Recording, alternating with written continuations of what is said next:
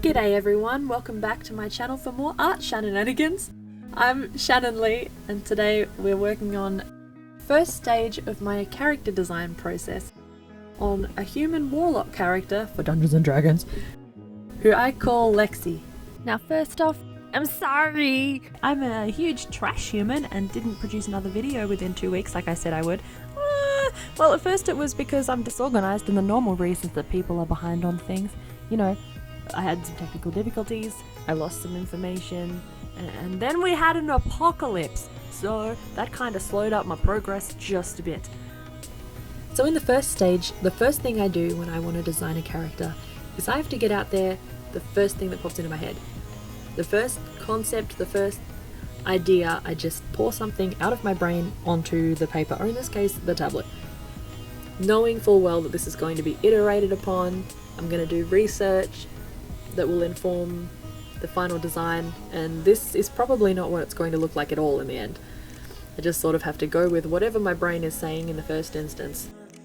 This first pass turned out like what would happen if Justice League animated series' Black Canary had babies with Musa from the Winx Club, which is really not what I was going for, but since I wasn't going for anything, I think I'm okay with that.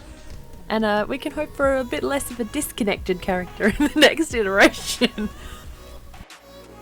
The first thing I knew about this character is that I wanted her to be inspired visually in some way by a tiger. I didn't know whether I wanted it to be a design on her clothing or some kind of patterning on her skin, and I thought that I was going to use it sort of more subtly but in every aspect of her design, if that makes sense. So I decided I wanted to give her unique features.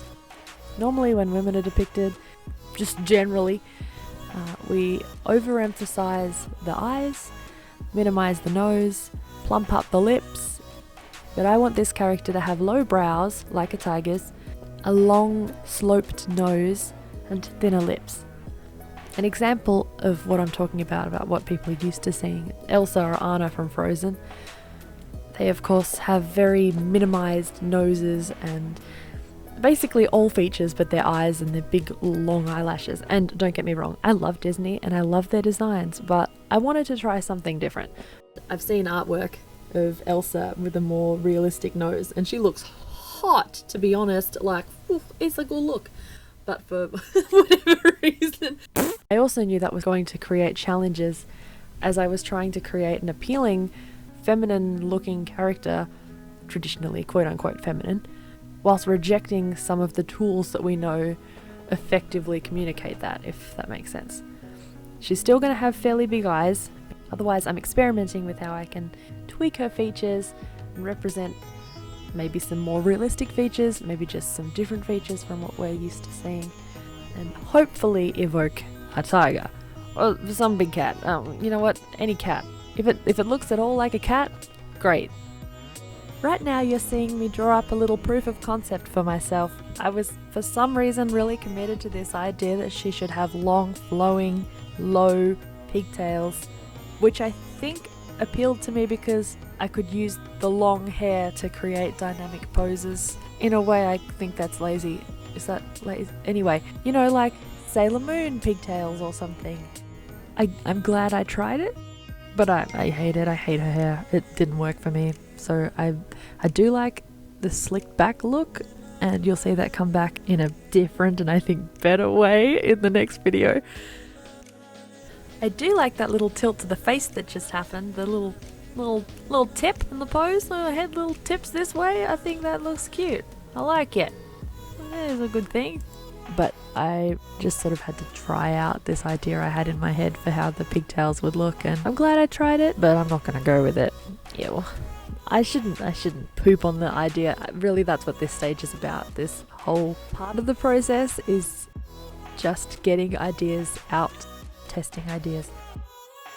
I plan to do more videos like this where I go through my design process and practice and try different approaches, and in each video, hopefully I'll be able to keep them between 5 and 10 minutes from now on. In each video I'll focus on a different aspect of character design and hopefully come up with something in the end that I really like. But this is just part 1 of what I think might be a 3-part series. We'll see.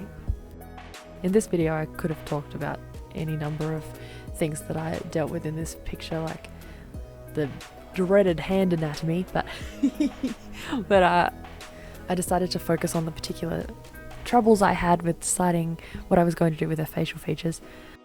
I'd like to continue to try and challenge myself to draw different faces because I have a bit of same face syndrome happening.